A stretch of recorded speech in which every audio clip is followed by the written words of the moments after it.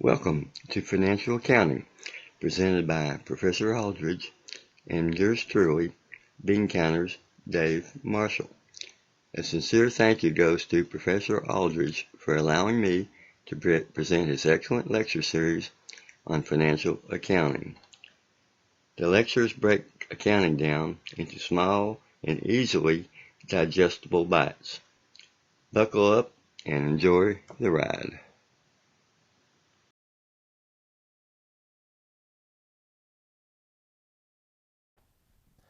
Financial accounting records the financial transactions of a business and communicates this information to potential investors and creditors. The output of the accounting process are the financial statements. An income statement reports a business's profitability. A statement of owner's equity reports the change in the owner's capital account for a period. A balance sheet details the economic resources of a business and the claims on those resources. And finally, a statement of cash flow reports the cash inflows and outflows for various business activities. The income statement, which is sometimes called the statement of operations or a P&L statement, reports how profitable a company is. On a simple income statement, there are just two categories of accounts: revenues and expenses. The difference between revenues and expenses is called net income. This occurs when a company has more revenues than expense. Net loss occurs when a company has more expenses than revenues. Net income is one of the first things investors and creditors look at in the financial statements. The statement of owner's equity is prepared after the income statement. This is because the information from the income statement is used on the statement of owner's equity.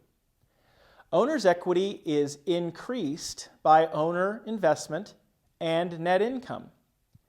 It is decreased by owner withdrawal and net loss, if a company had loss.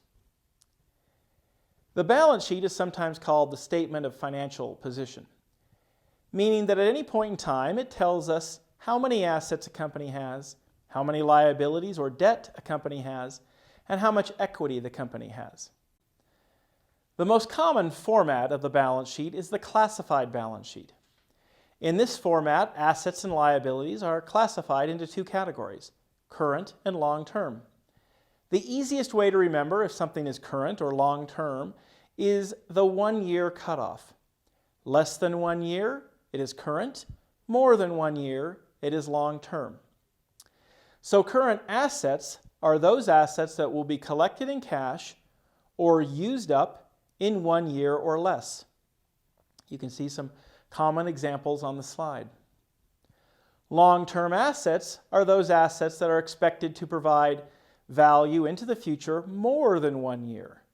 Again, there are common examples on the slide.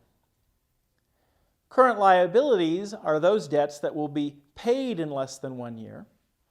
Long-term liabilities are those liabilities that are expected to take longer than 1 year to pay off.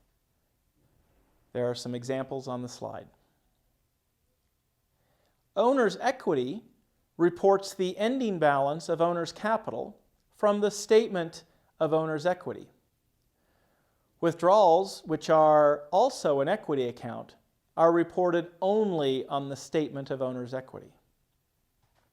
The statement of cash flow reports the change in cash for a reporting period by reporting cash receipts and cash payments from 3 categories of activities. Operating activities section reports cash collection and payments from transactions related to the operations of a business, like buying and selling goods or services. Investing activities section reports cash receipts and payments for transactions involving long-term assets.